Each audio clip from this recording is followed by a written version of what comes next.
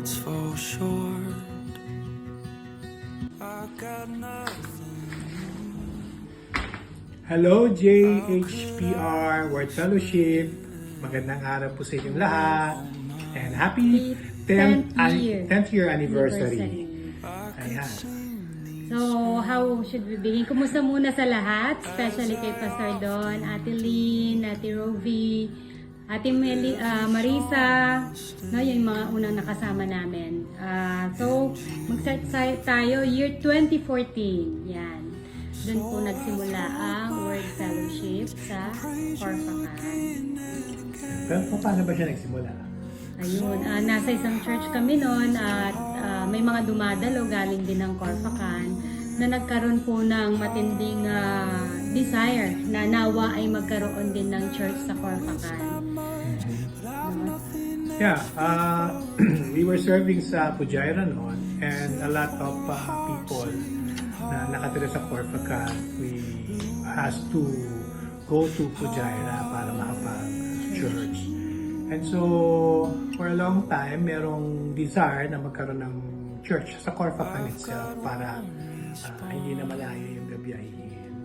And so, in 2004, finally, 14 pala, sorry. 2014, finally,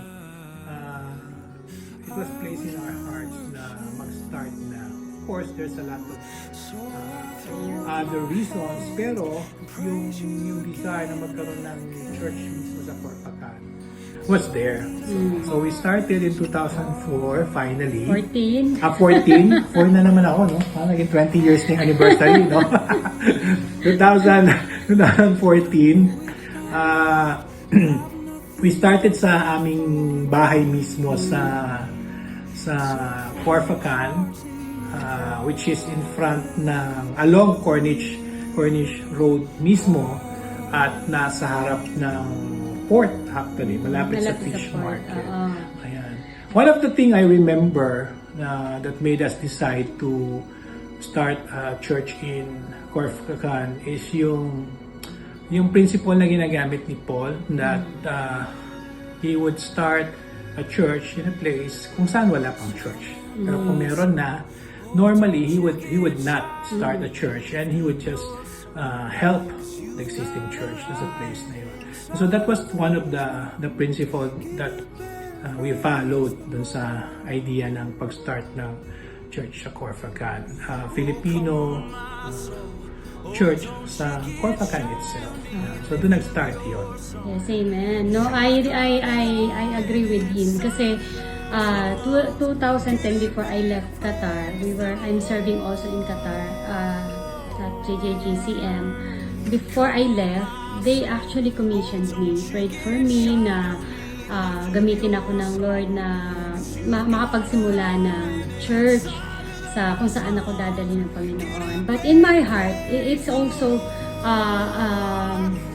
for me na sabi ko, why would I start a church or be committed to starting a new church where there are churches already in Pujaira. So sa akin, nung nagsiserve na tayo sa Pujaira, wala talaga sa aking plano na mangyayari yun.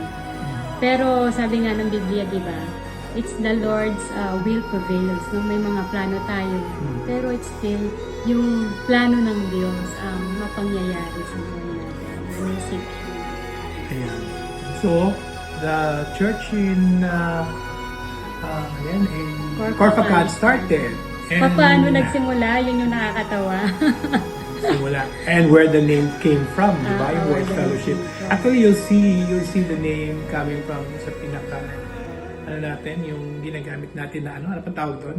Yung word in John, di ba? That God, Jesus Christ came in grace and truth. And so ang emphasis natin actually is to be deeply rooted and talagang saturated with the Word. That's why yung Word fellowship. Yan. We will fellowship in the Word. And with the Word. Parang ganun yung pinaka-idea nung name. Experiencing Ayun, oo. I remember. Jesus. I forgot na. No? Experiencing Jesus, experiencing the His Word ba? word, His oo. Word, parang something like that. No? yun. Naganda, no? Medyo nakalimutan na. 10 years ago na ba nun? Oo, yan. And yung first meeting was so vivid in my mind. Ang plan talaga ni Chito was like just a simple Bible study. But since most of the attendees were women, ladies, ako yung parang inallow niya no na gumawa ng program. So I initially do yung mga pagsundo kasama si Ate Nemia. And then we cooked a meal, we prepared a meal, and supposed to be it's just a regular Bible study. It Na naging becomes isang worship informal, service. informal worship service talaga. Lumabas.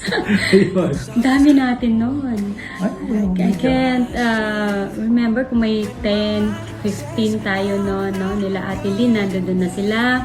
A few ladies from Golden Fork, no? Nandun pa yung Golden Fork, no? At yung mga iba pang na-invite ni Ate Nemia, no?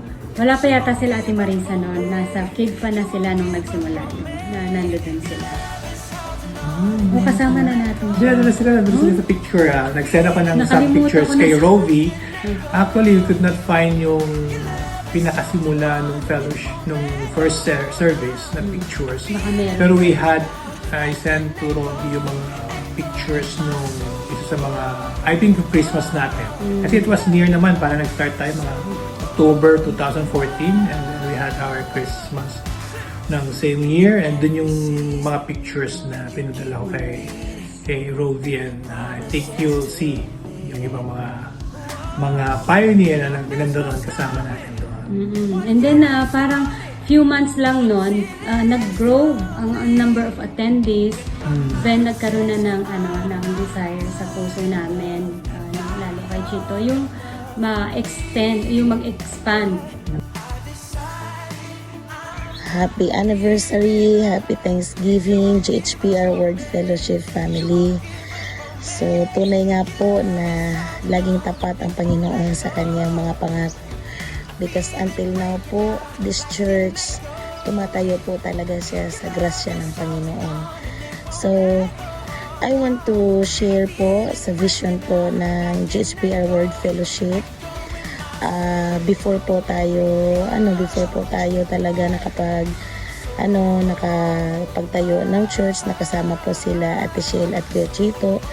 2 years pa po before ang vision actually ng church na to. So, nagkaroon na ako ng dreams nito before 2 years na bago inanyaya ako nila Kuya Chito at Ate Shell na mag-start dito sa gawain sa Corfacan. So, i-share ko lang po ng bahagya kung paano po yung vision ng church na to. Actually, itong bahay namin ngayon na tinirahan namin, dito po ako nakitulog noon. And dito din po na lugar na to, nagkaroon ako ng panaginip sa Lord. So, may isang haligi na nakatayo siya na yung trapal niya, 4 na corners po na naka po sa lupa. Yung itinali ng mga ng lubid tapos naka sa lupa. And may 3 hilirang upuan po na color white. Yung ginagamit po natin sa church ngayon na ganyan na mga upuan na plastic na 3 hilira dito, 3 din ganyan pasunod-sunod. Sa kabila naman ganun din ang arrangement. So nung may sa gitna po may pulpit siya. Yung pulpit naman, yun po yung ganun na form yung ginamit namin na pulpit ngayon sa church na yung parang box siya. And actually hindi ko nga din po alam yan kung paano yung nila niyan, yung paggawa nila. So talagang yan lang talaga, yun din yung leading nung gumawa ng pulpit niyan, si Kuya Ninyo. So hanggang sa dito sa kabilang side na hilira ng mga upuan, meron daw dito sa dulo na nakaupo na lalaki na Arab. So nakadamit siya ng puti na na kandora, and doon naman sa unahan niya may nakaupo din na babae na Araba, nakaabaya. So na-realize ko din siya na it represent the place po na talagang dito sa Arab country yun. And doon naman sa kabila po, kami daw ni Pastor Donovan po sa kabilang giliran ng mga upuan na kami daw dalawa doon kasi kararating lang daw ni Pastor doon ng mga time na yun. So, may isang babae na nag-exhort ng tithes and offering. So, pagkatapos daw nung nag-exhort siya, yung kasama ko sa itong gawain na to, na one of the leader din doon sa panaginip ko, nag-request siya, may I request Pastor doon to pray for the tithes and offering. Sinabihan ko daw, kinalabit ko daw si Pastor, sabi ko daw na mag-English ka kasi English to. And habang nagpipray po si Pastor doon, nag-i-intercede daw po ako kasi syempre mga matitigas po ang dila namin mga kapatid, mga Bisaya. So, maliban na lang po dyan sa mga expert talaga na kayang-kaya nila na gayahin yung intonation ng Tagalog. But, sabi ko kay Pastor na anuhin mo, tapos nag-intercede naman din daw po ako hanggang sa natapos yung prayer ni Pastor. So, sabi ko nung na-realize ko na after siguro how many years din kasi parang hindi ko nga pa siya in-entertain yung vision na to dahil iniisip ko naman baka aking lang yun, baka hindi totoo tong baka simple ko lang na panaginip yun. And na-realize ko yun palang babae na kasama ko, ang shape po talaga ng body niya si Ate Shell yun, tapos pati haircut si Ate Shell yun. So saka ko din po na-realize siya actually. So nung mga time na yun, sabi ko, oo nga pala, totoo pala na yung vision talaga ng church, ito yun. Kaya, yun naman po yung mission natin na to reach out the souls, to reach out the lost. So, salamat sa Panginoon na sa kanya pong, sa kanyang kabutihan po, by His grace and mercy po, nagpatuloy po itong church na to, nang kasama po ang habag ng Panginoon. So, again po, salamat sa Lord sa ating mga kapatiran din po sa GHPR, Jesus Heals Provide and Restore po. Salamat sa kanilang mga buhay din po na nakatap din po tayo sa kanila kina Pastor Raul. So salamat sa Lord na talagang patuloy po na tulong-tulong po tayo sa gawain ng Lord for the expansion of His kingdom alone lang po. So again, happy anniversary, happy Thanksgiving GHPR World Fellowship family. God bless po.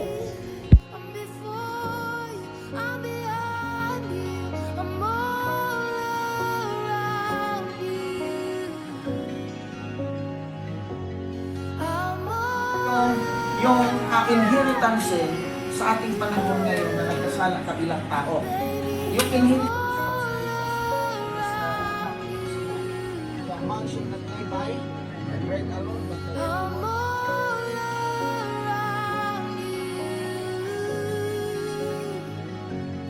I'm above you, I'm beneath you, I'm before you, I'm behind you, I'm above you, I'm beneath you, I'm before you, I'm behind you, I'm above you, I'm beneath you, I'm before you, I'm behind you, I'm above you, I'm beneath you, I'm before you, I'm behind you, I'm all. So, way back 2018, hindi po accepted si World Fellowship sa mga pagsubok na pinagdadaanan ng mga churches. So, at that time, nagkaroon po ng division ng mga leaders and they left the church kasi may mga bagay na hindi sila napagkasunduan ng nila Pastor Don. No? So, so they left together with some of their friends na umattend sa church. So there were 7 of us left and kasama si Pastor Don siya kasi Ate Lynn. And when they left, of course, we felt sad. Tapos, we realized also na may isa pa pala kaming problema.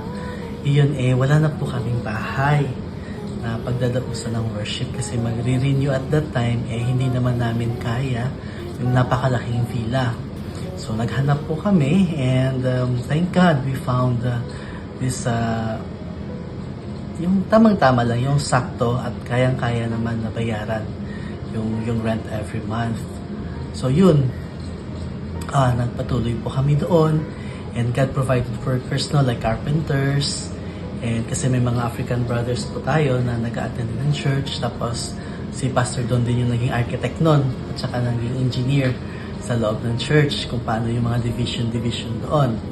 And thank God na napaka-faithful niyo po sa gawain na talagang naitawid po namin yon kahit may mga problema po sa finances kasi nga kakaunti lang kami, so may mga bills na kailangang bayaran, mga overheads to run the church and the rent as well.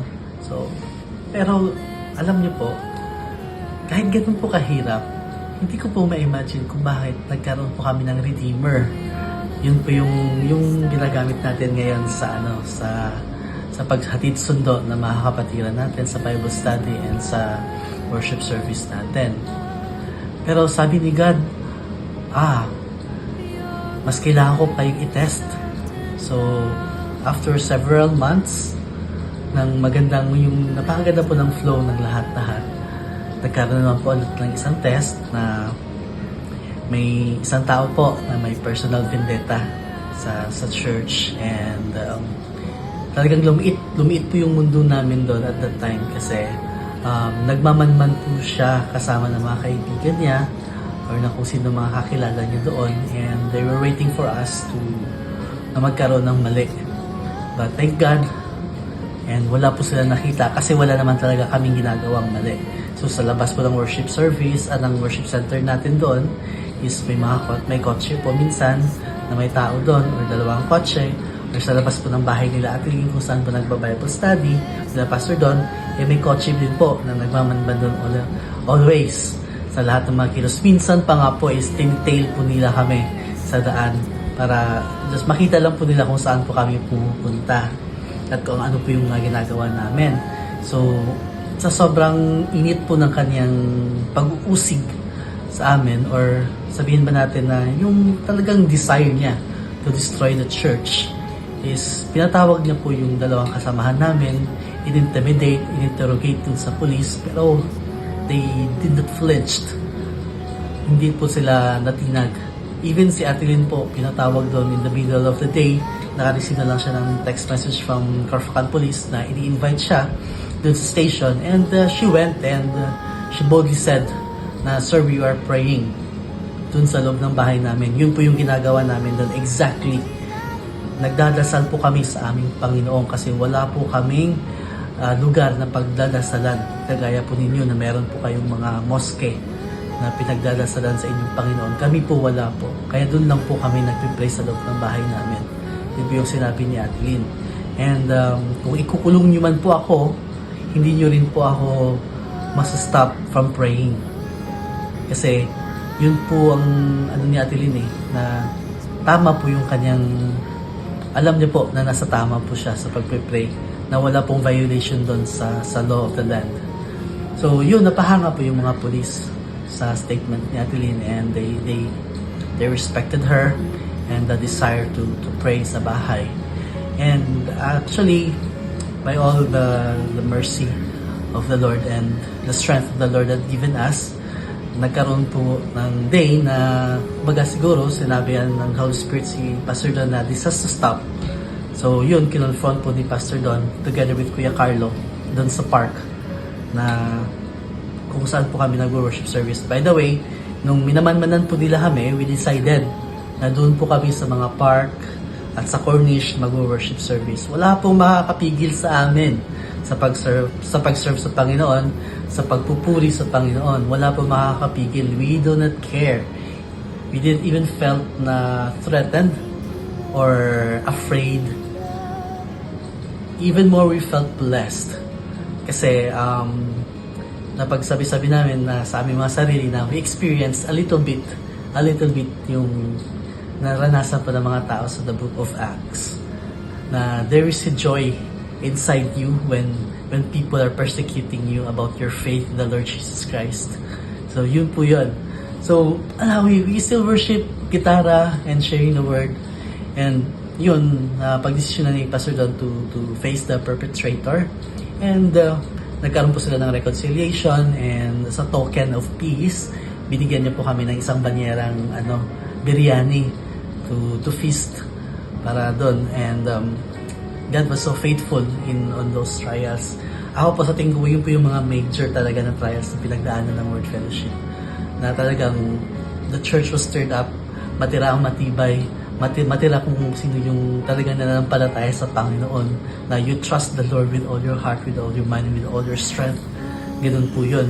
So we were happy and we were blessed, and as you can see now, we're celebrating Word Fellowship now for how many years na. So thank God that He's been so faithful to the church. He's been so faithful to the members who are serving the church, and has been faithful to everybody who comes inside the church to be renewed. Sa ating lahat, sa lahat ng mga bisita, nagaling pa sa lahat ng buong UAE, salamat sa pagpunta nyo dito sa Thanksgiving anniversary ng JSPR Pujayra at Word Fellowship. So, share ko lang po sa inyo kung paano nagsimula ang JSPR Pujayra and Word Fellowship, kung paano kami nagkasama. So, nung time na yun, nung in-invite ko si Pastor Don at Ate Lynn, nung January 2023, so, nung time na yun, sa Friday Care Group Bible Study namin sa bahay ni Sister Maribel, nung time na yun, sakit pa, malapit sa work ni Mrs. So, nung time na yun, doon din, nagsimula ang lahat hanggang sa pinakilala ko si Pastor Don kay Pastor Raul. And then, nung time na yun, hanggang sa nag-join fellowship na ang JSPR Dubai at Word Fellowship. So, hanggang sa kasalukuyan, patuloy lumalago at dumadami. Salamat sa Panginoon. To God be the glory. Happy anniversary JSPR Word Fellowship, Jaira.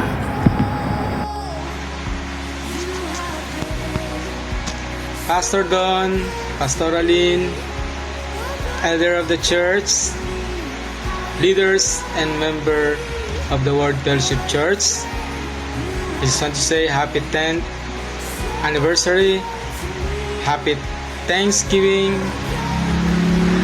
This is the day that the Lord has made. I will rejoice and be glad. Masaya ako at nagagalak ako sa mga buhay nyo.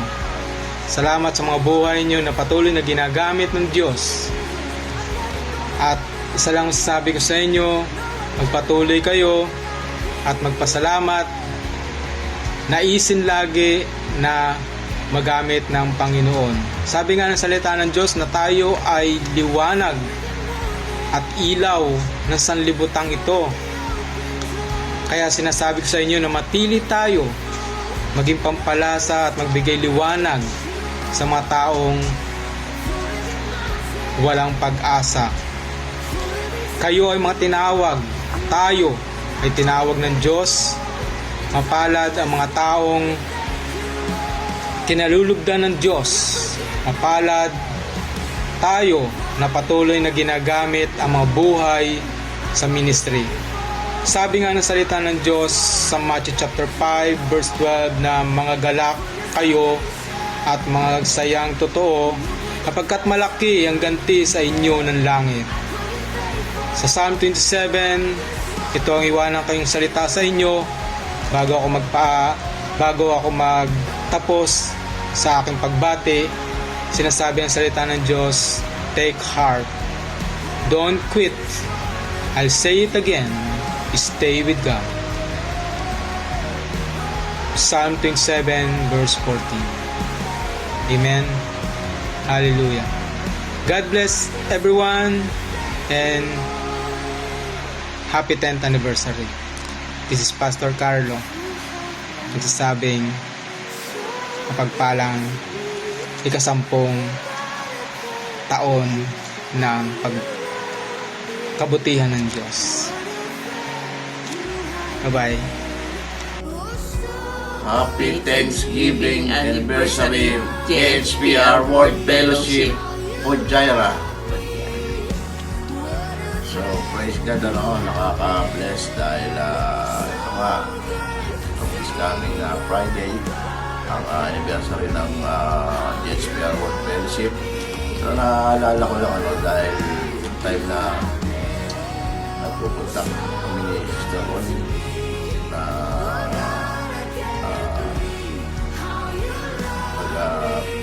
mahayo at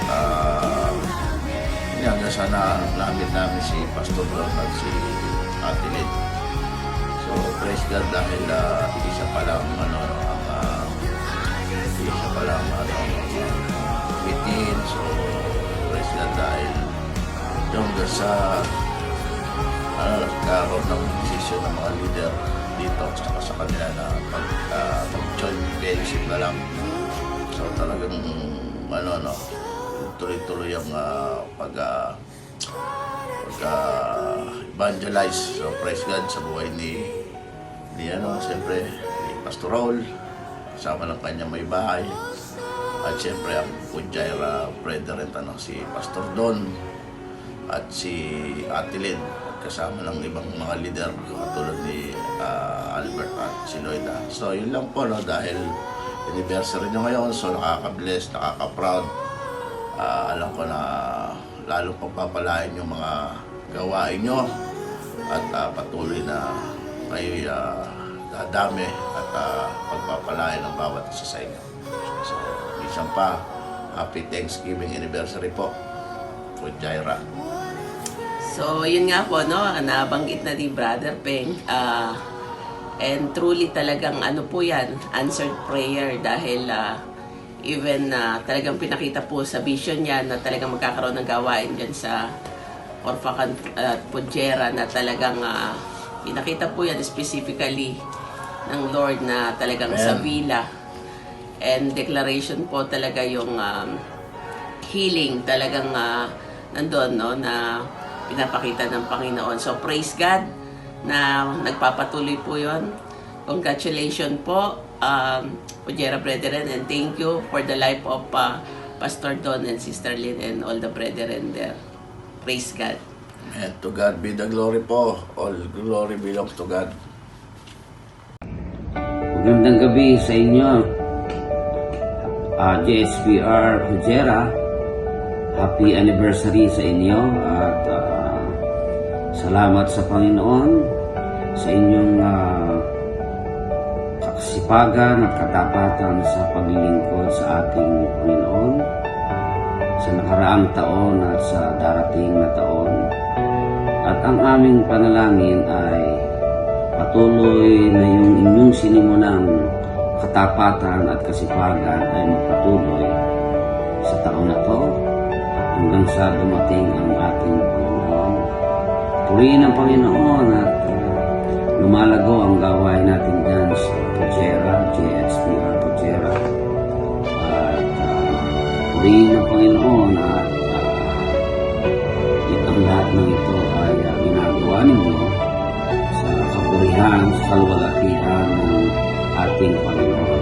Minsan pa, binabati ko kayo ng Happy Anniversary JHPR Fujairah ng aming family, Lucas family. Happy Anniversary and God bless you. Magandang gabi sa inyong lahat, JHPR Fujairah Church. Congratulations sa nakaraang taon at sa panibagong taon na pagiging masipag at tapat sa ating Panginoon. Naway patuloy ang inyong kasipagan at katapatan sa paglilingkod sa ating Panginoon. God bless sa inyong lahat. 1, 2, 3. Happy 10th anniversary, JHPR Word Fellowship. God bless po!